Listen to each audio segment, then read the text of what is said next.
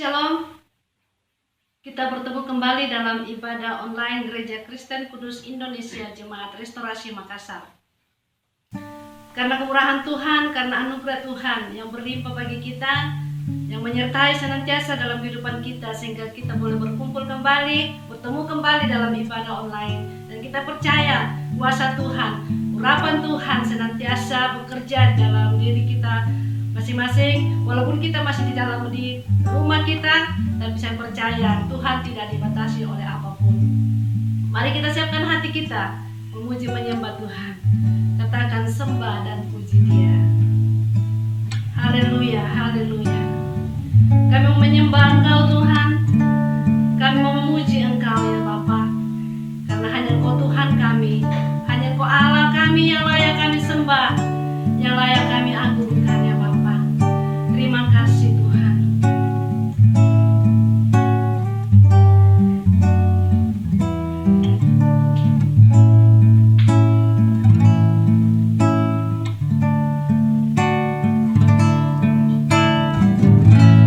Sembah dan puji Dia.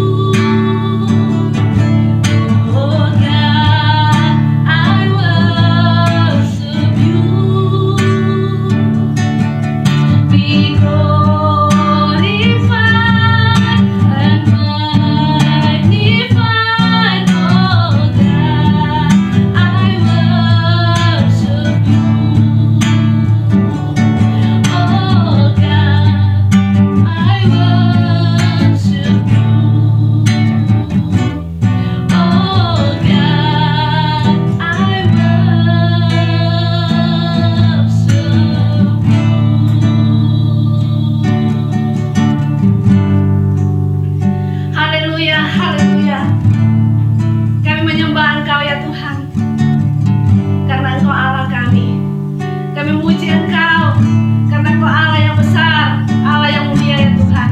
Segala kemuliaan kami berikan kepadamu ya Tuhan. Segala pujian syukur hanya layak bagi Engkau ya Tuhan. Terima kasih Tuhan, sukacita yang Kau berikan bagi kami Tuhan. Kami mau ya Tuhan memuji-muji Engkau ya Tuhan, sebagai ungkapan syukur kami atas segala kebaikan Tuhan bagi kami. Di dalam nama Yesus. Haleluya. Amin. Mari kita memuji Tuhan. Katakan sungai sukacita.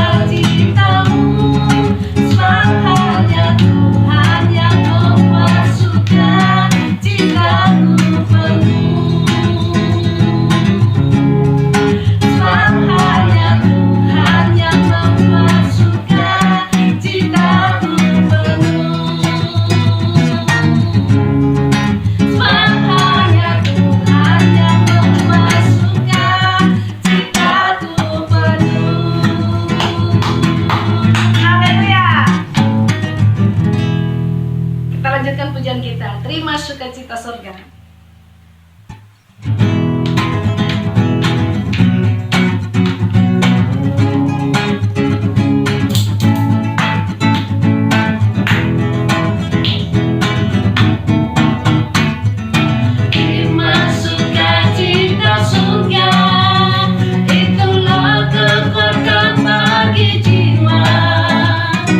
Dapat rasakan kasihnya di tengah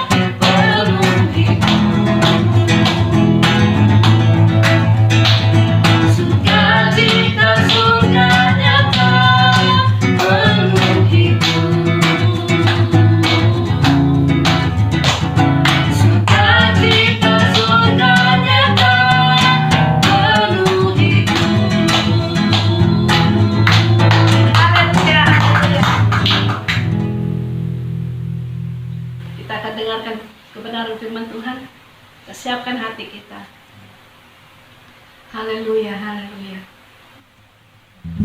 Kami bersyukur ya Tuhan, kami memiliki Allah yang maha kuasa. Bagi Tuhan tidak ada yang mustahil. Apapun yang kami hadapi Tuhan di dalam kehidupan kami, kami percaya Tuhan bahwa bersama Engkau ya Tuhan tidak ada yang mustahil ya Bapa. Terima kasih Tuhan.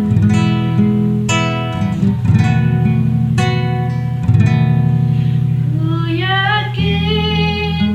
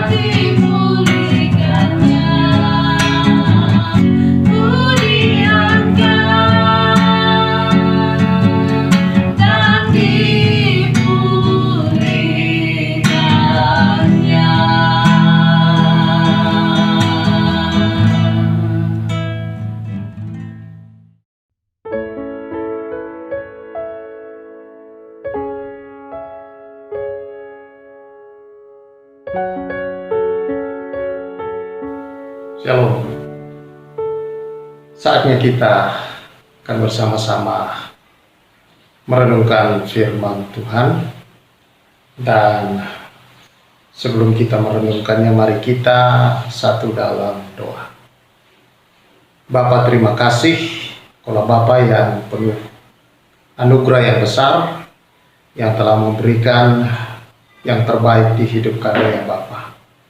Kami bersyukur, memuji, menyembah Engkau karena kesempatan demi kesempatan Tuhan beri bagi kami untuk kami mendalami kebenaran firman-Mu, untuk kami dapat hidup di dalam segala kebenaran-Mu ya Tuhan. Terima kasih berbicara bagi kami dalam kuasa Roh-Mu ya Tuhan. Roh Kudus itu sendiri Bapa yang menjelaskan bagi kami semua, sehingga kami dapat Tuhan mengerti dan mengenal dan hidup di dalam kebenaran ini. Kami siap di dalam nama Tuhan Yesus Kristus. Amin. 1 Yohanes pasal yang keempat, ayat yang ke-7 sampai ayat yang ke-10 merupakan pembacaan kita, perenungan kita hari ini. Saudara-saudaraku yang kekasih, marilah kita saling mengasihi, sebab kasih itu berasal dari Allah. Dan setiap orang yang mengasihi, ia lahir dari Allah dan mengenal Allah. Barang siapa tidak mengasihi, ia tidak mengenal Allah, sebab Allah adalah kasih. Dalam hal inilah kasih Allah dinyatakan di tengah-tengah kita, yaitu bahwa Allah telah mengutus anaknya yang tunggal ke dalam dunia supaya kita hidup olehnya. Inilah kasih itu, bukan kita yang telah mengasihi Allah, tetapi Allah yang telah mengasihi kita dan yang telah mengutus anaknya sebagai pendamaian bagi dosa-dosa kita. Bicara tentang Natal, saudara-saudara, maka tentu inilah kita sedang berbicara tentang perwujudan kasih Allah yang sesungguhnya, yang nyata, yang bukan sekedar sebuah omongan atau sebuah janji atau sebuah perkataan biasa, saudara-saudara, tetapi sebuah realita, kenyataan bahwa Allah benar-benar mengasihi manusia. Janji yang ribuan tahun sebelumnya diucapkan itu dinyatakan melalui diri Yesus Kristus, yaitu Allah yang turun ke dalam dunia. Mengapa Allah turun ke dalam dunia, saudara? Dia turun ke dalam dunia dan mengambil rupa manusia untuk menunjukkan kepada manusia kasih yang sesungguhnya. Bagaimana perwujudan kasih yang seharusnya. Bagaimana seharusnya mengasihi yang benar. Karena sejak manusia jatuh di dalam dosa, saudara-saudara, sepertinya hal ini, saudara, menjadi sebuah tanda tanya bagi manusia tentang kasih itu sendiri. Nah, melalui firman Tuhan, melalui Alkitab, kita belajar dengan 4 kata tentang kasih, saudara-saudara, dalam bahasa Ibrani. Yang pertama itu adalah agape. Agape, saudara-saudara, adalah kasih yang hanya digunakan untuk Allah. Kasih ini tidak pernah, kata kasih agape ini tidak pernah digunakan untuk siapapun atau kepada siapapun, saudara-saudara, kecuali ini digunakan untuk Allah. Nah, saudara-saudara, selain daripada kasih ini, saudara, maka ada kasih dalam bentuk storge, philia, eros. Storge, saudara-saudara, adalah kasih yang terjadi di dalam keluarga, di antara kerabat, keluarga sendiri, saudara. Dan ada filia, yaitulah kasih di antara pasangan, saudara-saudara, sahabat. Lalu kemudian ada kasih eros, yang berbicara tentang kasih nafsu, saudara-saudara. Eros. Nah, mari kita telah. Sebelum saudara-saudara agape dikenal atau diperkenalkan, itu kasih Allah, maka storge dan juga filia, eros, itulah kasih yang dikenal oleh manusia, yaitu kasih yang selalu menuntut balas. Bahwa jika kalau saya melakukan ini, maka supaya dia, atau saya akan, jika dia, saya akan melakukan ini kepada dia jika dia melakukan juga itu kepada saya. Atau baiklah, saya akan melakukannya, tapi satu saat saya berharap dia juga akan melakukan itu kepada saya. Jadi ketiga jenis kasih ini, saudara-saudara, adalah kasih yang selalu menuntut ada balas, atau berharap bahwa apa yang dia lakukan ada balasan yang dia terima. Ini kasih yang ada di dalam diri manusia, saudara-saudara. Bahkan lebih parah lagi dengan kasih yang kita sebut tadi adalah eros.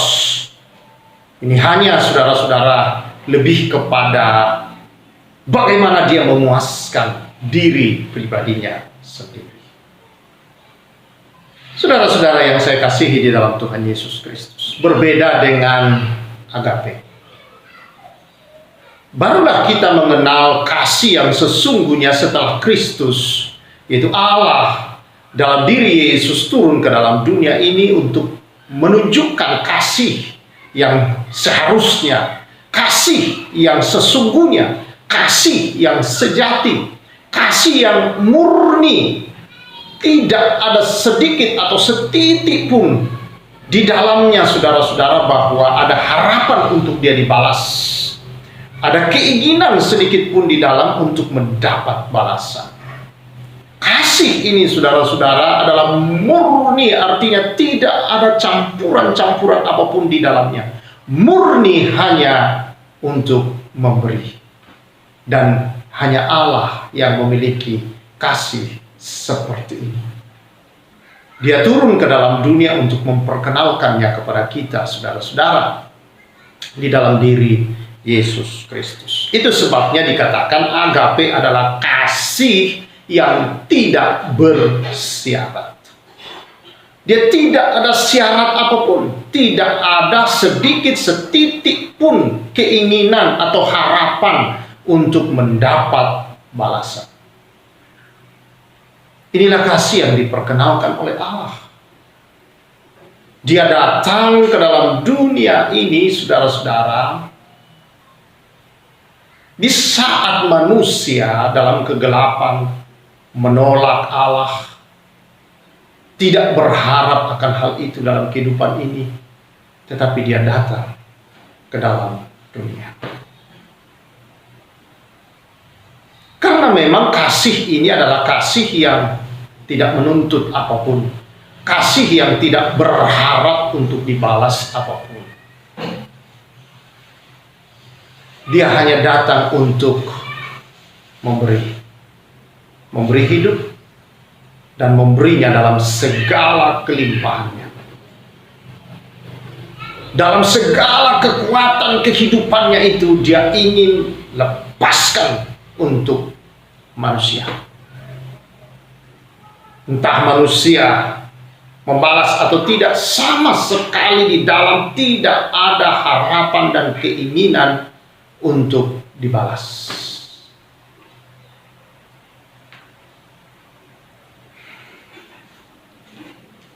Itu sebabnya, saudara-saudara, para pakar-pakar teolog dan bahasa ketika berbicara tentang agape mengatakan bahwa ini adalah kata yang sangat sulit diterjemahkan, sangat sulit. Karena mengandung emosi dan perasaan yang sangat dalam dan sukar untuk dipahami. Sukar untuk dipahami, dimengerti. Itu sebabnya seringkali banyak orang yang sukar mengerti, saudara-saudara, akan kedatangan Yesus ke dalam dunia dan sukar untuk menerimanya, saudara-saudara. Karena memang ini adalah satu kasih yang tidak lazim dan sama sekali belum ada di antara manusia. Sebelum Yesus datang ke dalam dunia, memperkenalkannya dan mewujud nyatakan tentang kasih Allah kepada manusia. Nah, saudara bayangkan, para orang Majus datang ke hadapan raja dan menyampaikan bahwa ada seorang raja yang sedang lahir. Kami melihat bintangnya dengan ilmu pengetahuan mereka. Mereka memberitahukannya. Dan raja memanggil ahli-ahli Taurat. Lalu kemudian Herodes memerintahkan mereka untuk mengetahui di mana raja itu akan lahir. Dan apa yang terjadi, saudara-saudara? Herodes ketika meminta mereka dan mulai membuka kitab-kitab yang ada. Dan yang terjadi, saudara-saudara, adalah bahwa mereka membaca di dalam kitab, terutama di dalam kitab Mika pasal 5 itu, bahwa kelahirannya adalah di Bethlehem, Yudea. Saudara-saudara yang saya kasihi di dalam Tuhan Yesus Kristus, sekalipun mereka sudah tahu mendapatkan kebenaran itu di dalam firman Tuhan, di dalam kitab-kitab mereka, saudara-saudara, tetapi di tanah Yehuda, maksud saya tadi di Bethlehem Efrata di Yehuda, saudara-saudara, walaupun mereka tahu, tetapi mereka bukannya, saudara-saudara, bergembira. Para ahli-ahli kitab ini yang sebenarnya sudah lama menantikan akan hal itu, bukannya bergembira, tapi mereka menolak kedatangannya. Mereka tidak ikut untuk pergi mencari, datang untuk menyembah, tidak. Justru bangsa asing yang datang dan mempersembahkan kepada sang bayi itu emas, kemenyan, dan mur. Mereka adalah orang-orang yang tidak mengenal akan hal ini, tidak punya kitab untuk hal itu. Itulah yang dikatakan Yohanes juga, saudara, dalam Yohanes pasal 1 ayat yang ke-10, aku datang kepada milik kepunyaanku, tapi milik kepunyaanku menolak aku. Bukan hanya itu, saudara. Dalam keseharian Yesus, jelas-jelas dia melakukan mujizat-mujizat yang ajaib. Tidak ada kejahatan sedikit pun yang kita temukan dia lakukan selain menolong orang. Menyembuhkan orang sakit, mentahirkan orang kusta, memberi makan orang-orang yang kelaparan itu. Saudara-saudara, menolong dalam berbagai segi kehidupan. Bahkan yang mati dia bangkitkan. Dia menunjukkan kasih Allah. Itu pun di tengah-tengah dia melakukan berbagai mujizat, dia sering kali ditolak. Kadang kala mereka mau membunuhnya, mau mendorongnya ke dalam jurang. Tetapi saudara-saudara, apakah Yesus berhenti melakukannya? Tidak. Terus dia mengerjakan hal itu. Oleh karena apa? Karena dia adalah perwujudan kasih Allah yang sesungguhnya di dalam dunia ini. Dia tidak berharap untuk dipuji. Dia tidak berharap untuk disanjung-sanjung. Dia tidak berharap untuk diberi hadiah dengan apa yang dia lakukan. Dia tidak berharap untuk dibayar dengan semua itu. Dan dia juga tidak berharap bahwa harus diterima dengan hormat di tengah-tengah apa yang sedang dia lakukan. Inilah kasih. Tapi dia terus melakukan. Bahkan Yohanes mencatat bahwa kalau mau dicatat setiap mujizat yang dikerjakan Yesus, maka tidaklah cukup kertas dan tinta. Sekalipun air laut mungkin habis dibuat tinta. Karena saya berpikir saudara dan merenungkan, bisa jadi di setiap detik pergerakan Yesus ada mujizat yang terjadi. Dan kalau itu dicatat tentu tidaklah memungkinkan cukup tempat untuk mencatatnya. Luar biasa. 3,5 tahun dia mengerjakan itu, dan luar biasa dahsyat. Dia sedang menyatakan kasih yang sesungguhnya. Orang kusta yang sakit adalah tidak mungkin untuk dijamah, saudara-saudara. Karena pada zaman perjanjian lama, saudara-saudara, kusta itu menular. Tetapi Yesus menjamah orang kusta yang berkata, kalau engkau mau supaya aku sembuh. Dan Yesus berkata, aku mau. Dan dia menaruhkan tangannya menjamah orang itu dan berkata, jadilah engkau sembuh. Kasih kalau di dalam perjanjian lama kusta menular. Tetapi ketika Yesus datang ke dalam dunia, menunjukkan bahwa kasih lebih kuat menular dan menyembuhkan penyakit kusta. Saudara-saudara yang saya kasihi di dalam Tuhan Yesus, sulit untuk dimengerti, tetapi dia telah hadir di dalam dunia ini, dan dia hadir dalam hidup kita orang percaya, untuk menyatakan kepada dunia kasih yang sejati itu. Bayangkan saudara, bagaimana mungkin saat dia ditampar, saat dia diludahi, orang memukul, orang meninju dia, saudara-saudara, bahkan mengikat dia dan mencambuknya sampai seluruh tubuhnya hancur-hancuran. Yesaya berkata, rupanya pun tidak bisa lagi kita kenali, oleh karena bekas cambukan-cambukan, pukulan, ludah, dan berbagai macam cemoohan, ejekan. Bahkan orang-orang yang dia kasihi, saudara-saudara, menyangkali dia. Tapi dia telah berkata kepada mereka, engkau akan menyangkal aku 3 kali. Tapi kalau engkau sadar, sadarkan teman-temanmu yang lain. Di tengah dia dipukul, dia diludahi, dia dicambuk, dia diperlakukan dengan begitu disiksa habis-habisan. Tidak ada marah, tidak ada rasa jengkel, tidak ada amarah, tidak ada dendam, benci, tersinggung dalam hati, walaupun itu sakitnya luar biasa, saudara-saudara. Bahkan terakhir ketiga, mereka, saudara-saudara, menyuruhnya memikul salibnya sendiri ke atas bukit Golgota. Dia memikulnya dengan kasih yang murni.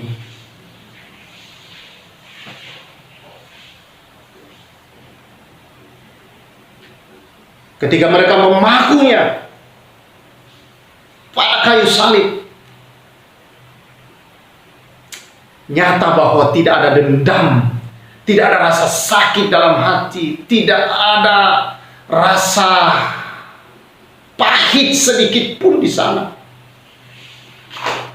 Dia berkata, Bapa, ampuni mereka. Mereka tidak tahu apa yang sedang mereka lakukan. Wah.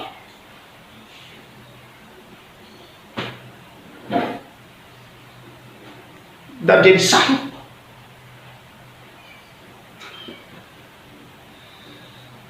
Ketika dia disalib, dia tidak berkata, tunggu, saya akan bangkit, saya akan kerjain kalian semua, tunggu pembalasan saya. Sama sekali tidak ada. Sampai semua yang dicatat yang harus dia alami, dia genapi dalam dirinya semua. Demi justru untuk kebaikan manusia, termasuk orang-orang yang menyangkali, menyalibkan, menolak dia. Semua manusia yang ada, dia lepaskan kasih itu, saudara-saudara. Inilah kasih yang sejati.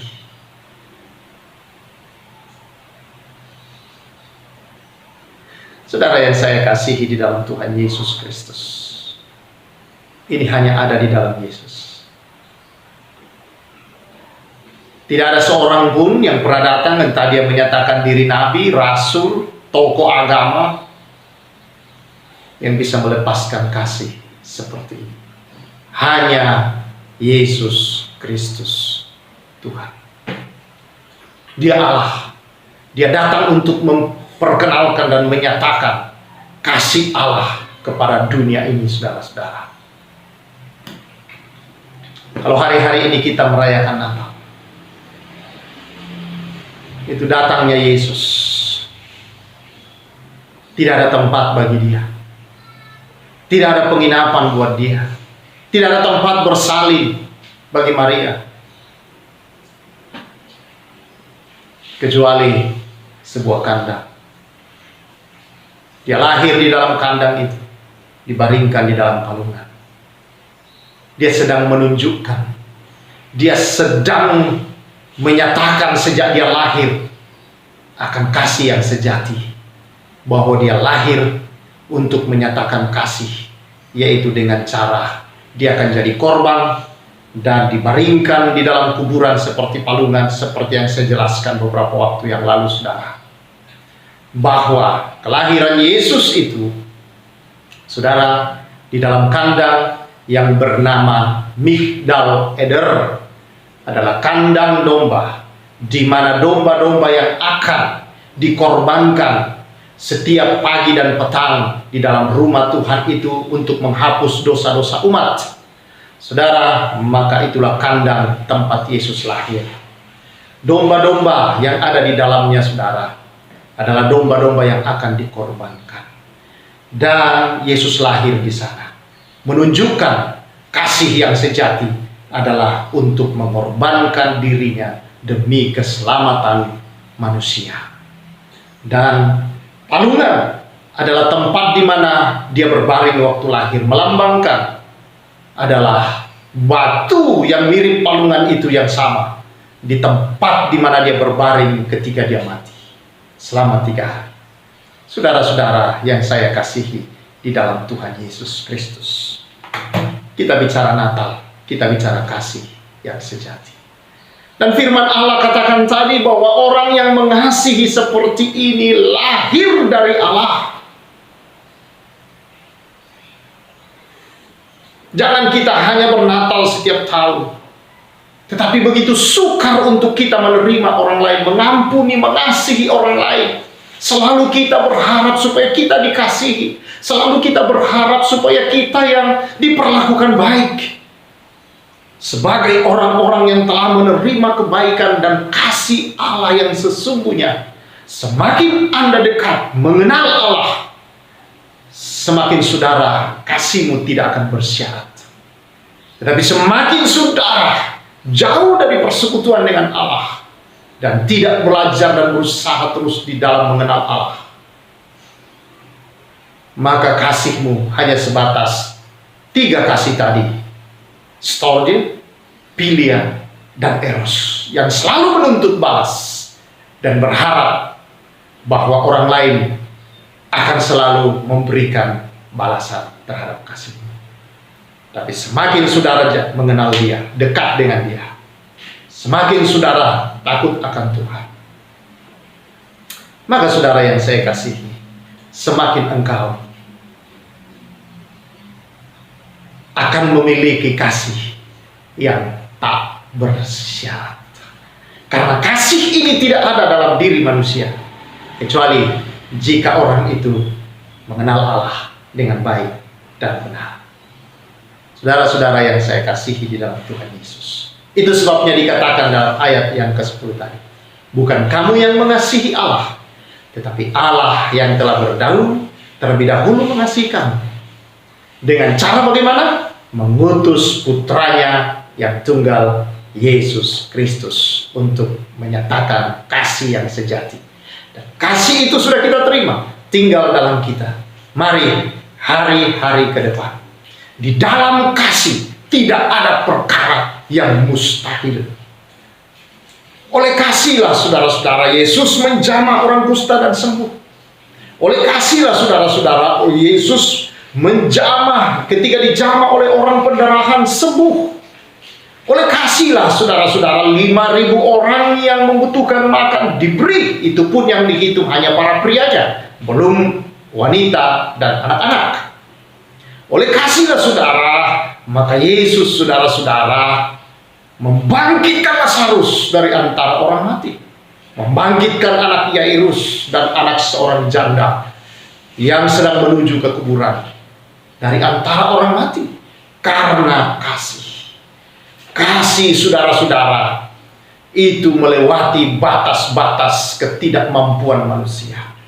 Karena itu kalau ada kasih Allah di dalam kita, tidak ada perkara yang mustahil.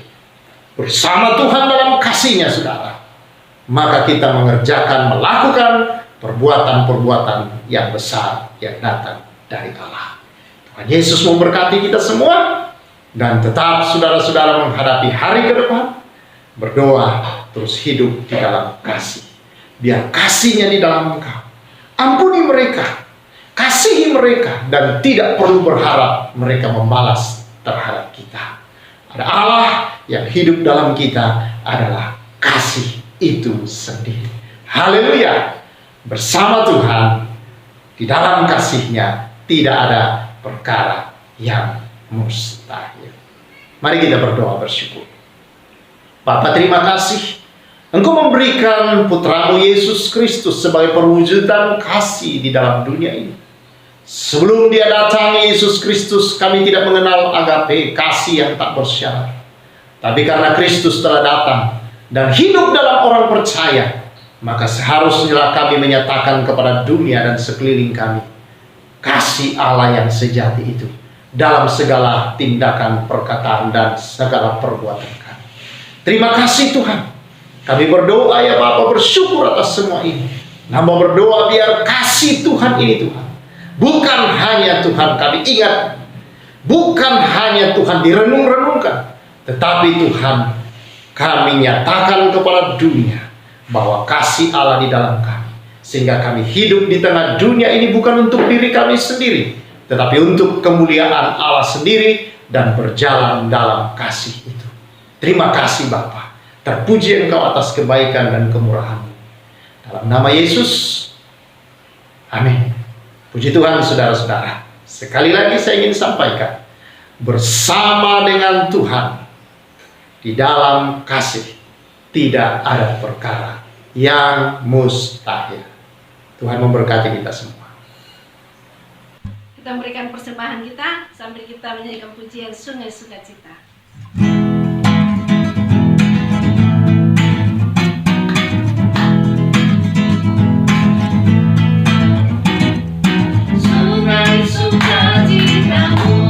Menari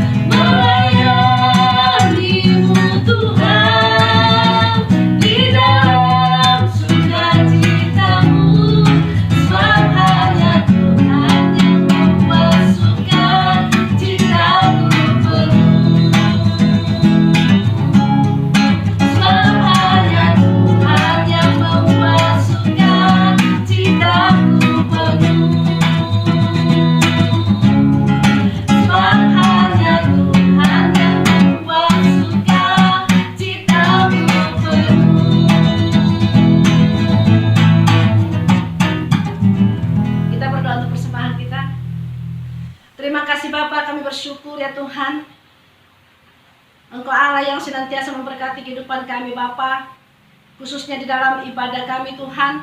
Engkau menyertai kami, Engkau memberkati kami Tuhan, di dalam pujian penyembahan kami, dan di dalam semua penyampaian kebenaran firman-Mu ya Tuhan. Biarlah Tuhan kami anak-anak-Mu Tuhan, menjadi pelaku-pelaku firman-Mu Tuhan di dalam setiap langkah kehidupan kami Bapa.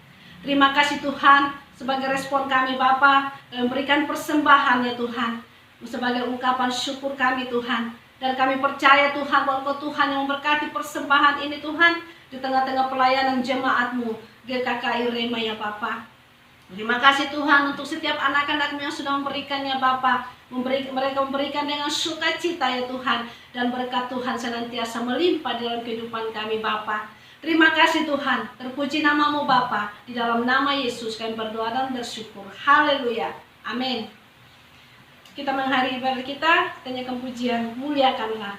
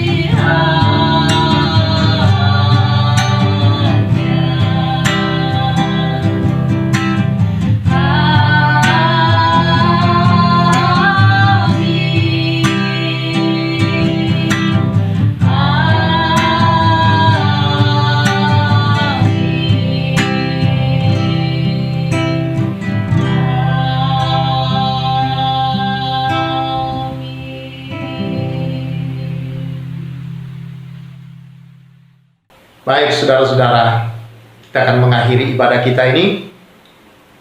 Saya meminta kita bangkit berdiri bersama-sama dan kita mengakhirinya. Kami bersyukur Tuhan karena Engkau sumber kasih yang hadir di hidup kami. Dan biarlah ya Tuhan, hari-hari ke depan kami jalani dalam kuasa kasih dari Allah. Dan kami akan melihat bahwa ada banyak perkara-perkara besar terjadi karena kasih Allah bergerak melalui kami, umat-Mu ya Tuhan. Terima kasih Tuhan. Karena itu saudara-saudara, masuki hari-harimu ke depan, bahwa bersama dengan Tuhan dalam kasih-Nya, dalam kuasa kasih-Nya, tidak ada perkara yang mustahil. Terimalah berkat Tuhan. Anugerah Tuhan kita Yesus Kristus, pengasihan daripada Bapa kita, serta persekutuan Roh-Nya, senantiasa memenuhi kamu, untuk menuntun, membimbing kamu, dan membawa kamu berjalan dalam kuasa kasih. Bersama Tuhan, tidak ada perkara yang mustahil. Demi Yesus Kristus. Amin. Demikian ibadah kita saudara-saudara yang saya kasihi di dalam Tuhan Yesus Kristus, keluarga besar Rema. Jalani hari-harimu dan percaya kasih yang sejati, agape, kasih yang tak bersyarat ada dalam memimpin hidupmu senantiasa. Saya Pastor Samuel mengucapkan salam restorasi.